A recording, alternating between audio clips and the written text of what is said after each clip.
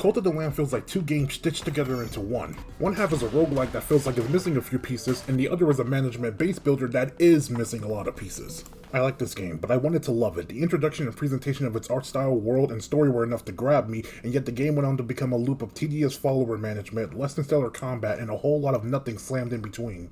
I have a lot of major and minor issues with this game that I hope will be settled by the time all the DLC is released. Cult of the Lamb is a mixture of Hades, Stardew Valley, and Animal Crossing. In the beginning, you'll be journeying through the lands of the Old Faith in order to gain money, materials, and followers for your cult. The base building is mostly about maintaining your followers and making sure that they are regularly praying to your shrine to give you devotion to level up your base, and the combat is about fighting heretics to strengthen the power of your faith. So this is something that I can completely get behind. So anyway, now this is the part where I get into spoilers. The game is really short, so I have no choice but to cut it here, sorry. Cult of the Lamb's main objective is to defeat the bishops of the Old Faith. There are 4 of them, and each of them have their own section of the land that you need to complete. Each one of these doors to these lands require a certain number of followers to access. Now the two sides of the game don't feed into each other as well as you might think. The gameplay loop is enjoyable but starts to become somewhat tedious very early on. When you start your cult, you'll be prompted to make a cooking station and sleeping bags for your followers. You get followers in one of 3 ways. The first is finding them while you're on a crusade. You'll enter a room, fight a bunch of enemies, and then you'll get a follower. This is also how it works for defeating a mini-boss for the first time. The second way is through buying them from a spider NPC who plans to eat them. This is the easiest but the most inconsequential one because it's just a random follower every single time. I'll bring this point back up in a second.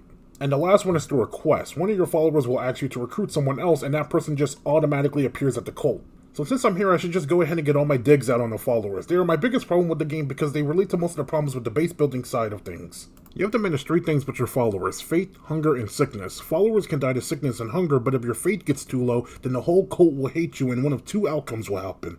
The first is that a follower will try to leave the cult the next day and take some money. The other is that someone will dissent. Dissenting is the most annoying mechanic in the entire game. Dissenters hate you entirely and refuse to do anything but preach how much they hate you to the other members of the cult.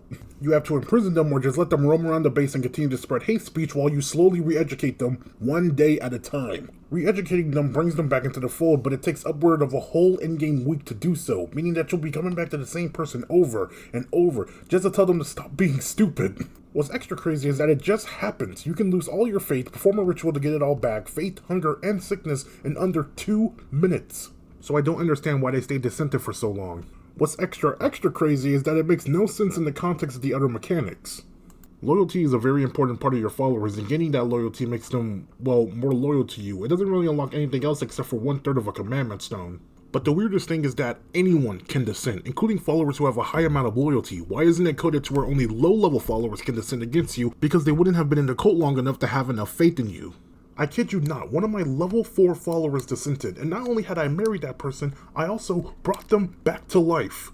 I'm a benevolent leader, and I'm down to listen to reason if one of my followers has a problem with me instead of just executing them. This whole mechanic doesn't make any sense.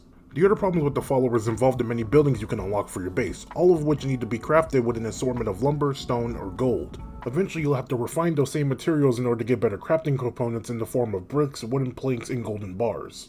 The only real necessary buildings you need are the shrine, the temple, the shelters for your followers, and the farmhouses. Minus the temple, each one of these can be upgraded, and they in particular are the only ones that have upgrades that matter.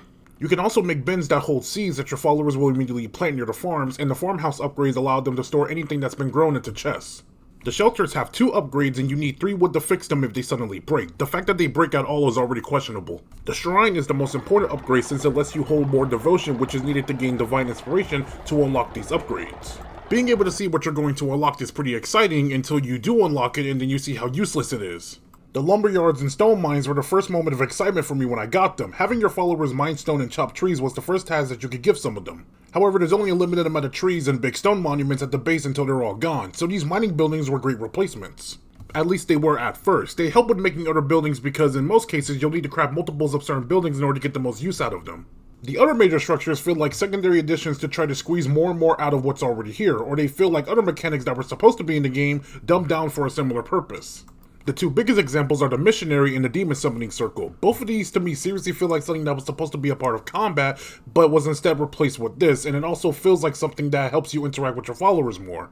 The missionary lets you send out a follower out into the land in order to get materials. The demon summoning circle lets you turn followers into demons to aid you on a crusade. These demons were so useless and never really added anything to combat that I completely forgot about them after using them twice. Same for the missionary, but the difference there is that when a follower goes out, they have the chance to die. However, one of mine came back and then died after I talked to him, which was confusing. And that's why I never used either of these mechanics again for the rest of the game. The thing I'm talking about though is that it feels like they had to ring the followers out for all their work, but chose to do it in the strangest way possible. The missionary and demon summoning circle feels like some sort of take your follower out on a crusade mechanic that was removed. The followers also lack a lot of character, despite how many options they have when it comes to how you interact with them within the cult. Because they're meant to be as disposable as possible, which is why the game bluntly tells you to sacrifice them at any given opportunity. The followers just needed more to do. All of those jobs I listed, mine wood, stone, build, worship, refine, and tend to farms are the only things that they can do. This may sound like a lot, but without exaggeration, before I had finished the second main area and killed the boss of that area, I seriously had no need for 80% of the game's utilities. The lumberyard and stone mines became useless because once you get 200 of each wood and stone, you are set for the rest of the game. The other two main areas out of the first two will provide you with enough stone and wood just by exploring them. When you recruit a follower, they come with a set of perks. These range from okay to bad to useless. What there should have been is different types of followers. Some that gather material, some that train to fight, some that build, and some that are more diplomatic and are meant to increase the faith and loyalty of the other followers. That obviously conflicts with the way that the game is, but because it is that way, the followers are just butt monkeys who stand around and do nothing until they die. Old followers do nothing except just move around and pray at the shrine. Once again, not another exaggeration, but for the last 50% of the game, my followers mostly spent time adding devotion to the shrine. Mostly because I wanted to get to the end of the skill tree, but other than that, nothing came of it. Like I said, some of the building upgrades just didn't add anything.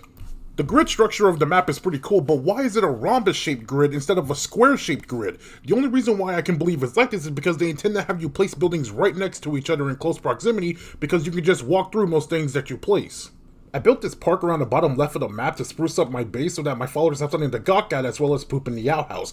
And now that I think about it, this was a waste of time because it just never amounted to anything. To be honest, I didn't really care for the decorations in the early game. I only did it in the late game because I was bored and it turned out to be more interesting than I thought. I just wish that these had led to more gameplay options instead of them just being cosmetics. Like, I also really just hate how they just spam you with them every single time you open up a chest while you're out in combat on a crusade or something. And it's like it really just feels crazy how like so many of these are just crammed into every single chest that you get while you're out on a crusade. Like it almost feels like this wasn't even supposed to be a part of the main game. Like, you could probably expect that there was supposed to be some sort of base aspect, like, oh, you have a home base that you can just go and decorate stuff from all these cool battles that you go into and stuff, and that the combat was the main focus of the game. It feels so strange, like, ugh. Speaking of combat, I wish that this had been a bit more integrated into the base building. The only way that it is that the temple is where you go to upgrade the items that you get during crusades. At the beginning of each crusade, you are given a choice of a weapon and a spell. The temple lets you upgrade them in two ways. The first is a simple level boost. I think I saw all the way up to level 17. And the second is different modifiers. So one that freezes enemies, poisons them, or lets you steal their life and mana.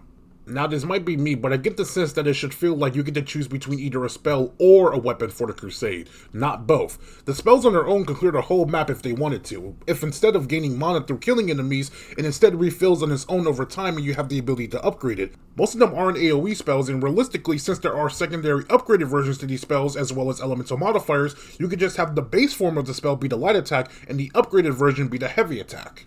These, like the building upgrades, are fun at first, but become rather dull as you explore, because you can't turn off which ones that you get. The upgrades, not the weapons themselves, though you are going to wish that you got certain weapons less than others. I didn't like weapons that steal mana because it was always paired with a spell that I didn't like using. I've said it enough now, but that's the big issue here. The game starts off pretty strong and just doesn't go anywhere. My base was completely full by the end, and it still felt as empty as when it started. I fought 4 major boss fights and nothing changed in the world. I started to look at these upgrades and not care because they weren't going to change anything.